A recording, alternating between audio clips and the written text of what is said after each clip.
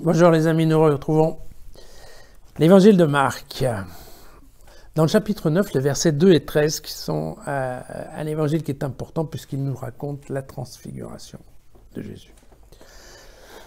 Alors, donc comme chaque fois qu'on tombe sur un évangile un peu important, ce que je vous suggère, c'est de lire l'évangile assez rapidement et puis ensuite on va l'analyser pour voir ce qu'on peut en tirer comme enseignement.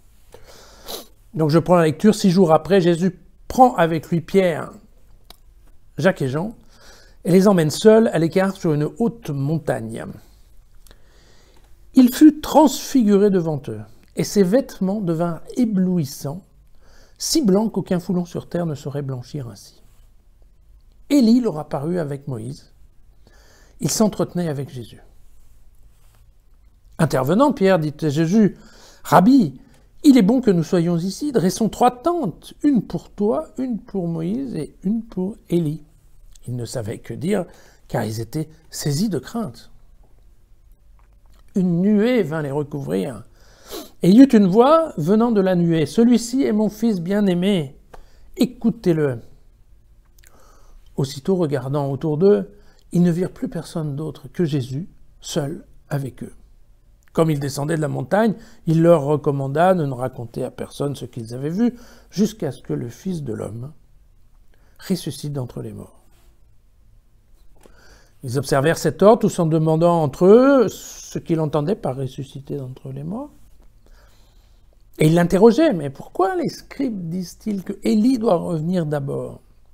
Et il leur dit, certes, Élie vient d'abord et rétablit tout. Mais alors, comment est-il écrit du Fils de l'homme qu'il doit beaucoup souffrir et être méprisé? Eh bien, je vous le déclare, Élie est venu et ils lui ont fait tout ce qu'il voulait selon ce qui est écrit de lui. Voilà pour ce passage. Alors, pour ce qui est de l'analyse, on va peut-être séparer un peu les deux choses. Donc, d'une part, la transfiguration, puis on verra ensuite le discours pendant la descente sur Élie. Alors, le récit de la transfiguration, il faut que vous sachiez que c'est un récit qui a été complètement copié ou calqué, si vous voulez, sur le chapitre 24 de l'Exode.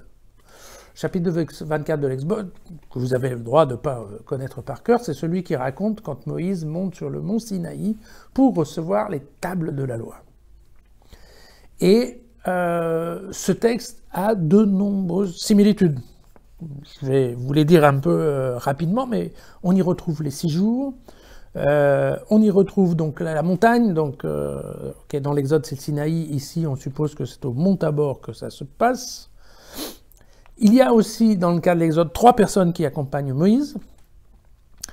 Il y a bien entendu la nuée et la voix, ainsi que la crainte des gens qui entendent.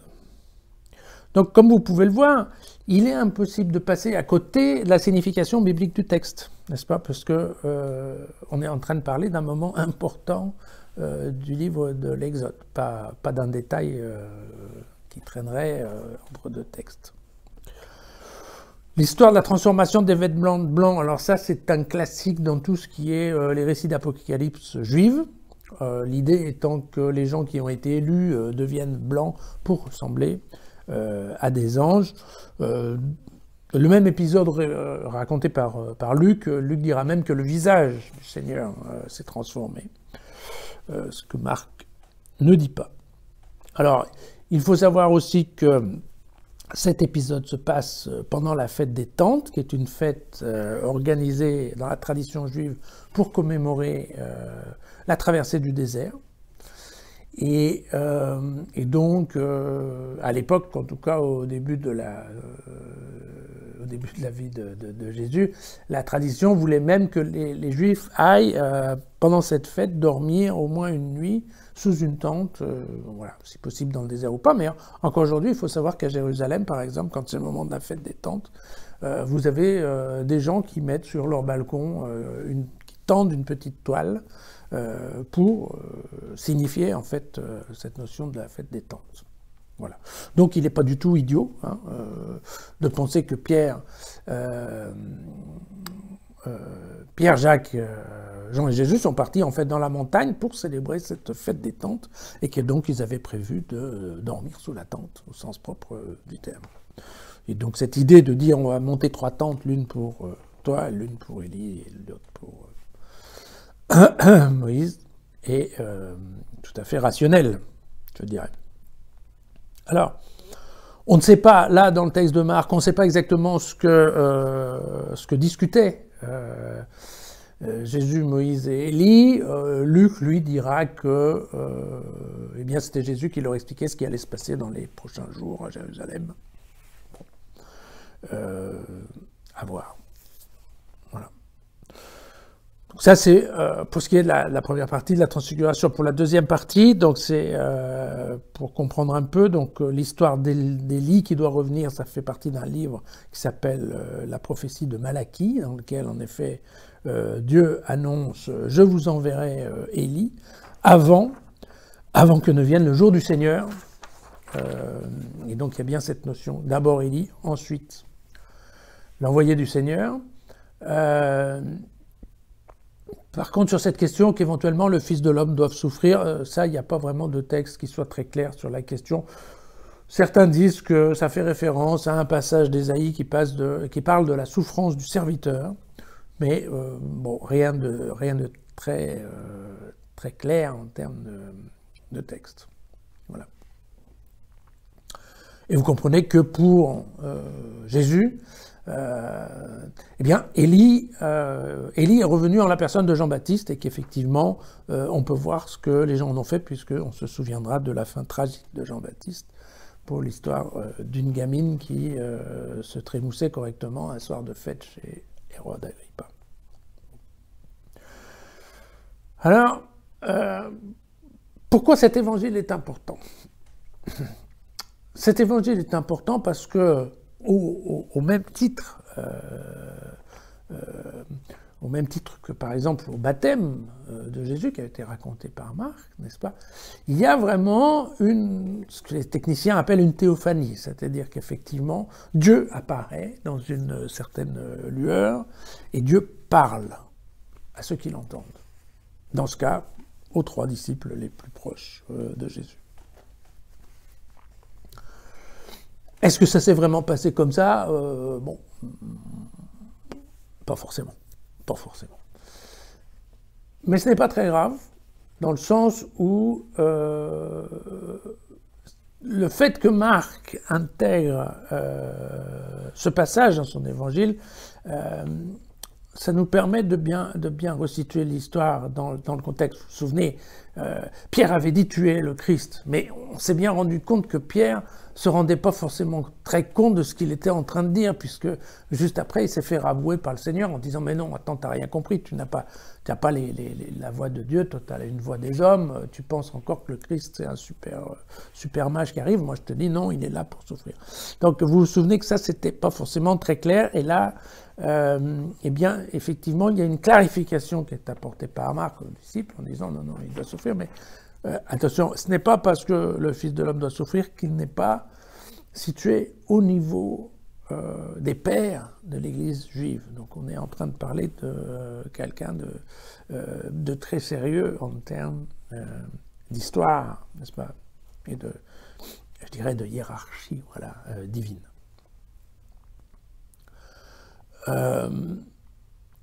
Et c'est un pas de plus dans le dévoilement de l'identité de Jésus. D'ailleurs, il faut savoir, et c'est important, je crois que j'en parle un tout petit peu dans la question peut-être de la foi ou dans mon avant-propos, je crois que vous pouvez trouver sur jesusfacile.com, je vous explique un petit peu ce qu'est la christologie, c'est-à-dire la science, entre guillemets, qui étudie à partir de quand on considère que Jésus est devenu Jésus-Christ. Hein, c'est-à-dire à partir de quand Jésus passe d'un statut d'homme à un statut de Dieu. D'ailleurs, alors, il y a plusieurs hypothèses, je crois que je vous en parle. Une, c'est de dire, oui, ben, c'est au moment du baptême, puisque Dieu parle aux hommes. Et puis d'autres qui disent, ben non, c'est là, maintenant, d'autres qui disent, ben non, c'est sur la croix, et d'autres enfin qui disent, c'est à la résurrection. Il faut savoir que, par exemple, cette transfiguration, elle n'est pas racontée par Jean, puisque Jean considère dès le début que Jésus est Dieu. Et donc vous voyez que c'est un phénomène, c'est un évangile extrêmement important en termes de christologie, puisque juste avant la Passion, nous avons une image très forte avec voilà, Dieu qui dit... voilà, voici mon fils. Alors, voici mon fils, il faut bien entendu, hein, la phrase voici mon fils, elle apparaît dans le psaume numéro 2, puis Marc a rajouté mon fils bien-aimé pour bien expliquer la religion, et puis le écoutez-le, lui, on le trouve dans le Deutéronome, puisque c'est ce que Dieu dit au peuple juif en parlant de Moïse. Écoutez-le, il va vous guider. Donc vous voyez que voilà, il faut toujours revenir au problème de nos 4 évangélistes qui doivent raconter, qui doivent écrire ce qu'a été le phénomène Jésus. Voilà. C'est pas évident pour eux d'écrire comme ça, noir sur blanc, oui, il y avait un type en Galilée il y a 50 ans, et il est mort et après il est ressuscité, voilà, ça ne marcherait pas. Donc il faut arriver à créer une histoire qui soit lisible, qui soit audible et qui soit compréhensible pour tout le monde. Effectivement, en faisant ce travail de raconter une transfiguration, de façon très biblique, effectivement, ça permet aux Juifs qui écoutent le message de Marc de se raccrocher à leur religion de base, leur religion ancienne, puisqu'effectivement, voilà, il n'y a pas de révolution. Ce qui se passe avec Jésus s'est passé avant. Et donc, tout ça est beaucoup plus facile à digérer, tout ça est beaucoup plus acceptable, n'est-ce pas, pour nos choses. Donc c'est dans ce sens-là que c'est vraiment... voilà, il y a un peu de merveilleux, bien entendu, mais sur le fond, tout ça n'est pas très grave, puisqu'on est bien d'accord, c'est quand même pas la couleur blanche de la robe de Jésus qui va changer grand-chose à notre histoire, et qui, je ne pense pas que ça soit un point fondamental de l'Évangile. Voilà. Mais relisez le texte dans jésusfacile.com, et puis revoyez la vidéo, passez-la si elle vous a plu. Car c'est un des grands évangiles de la foi chrétienne. À demain.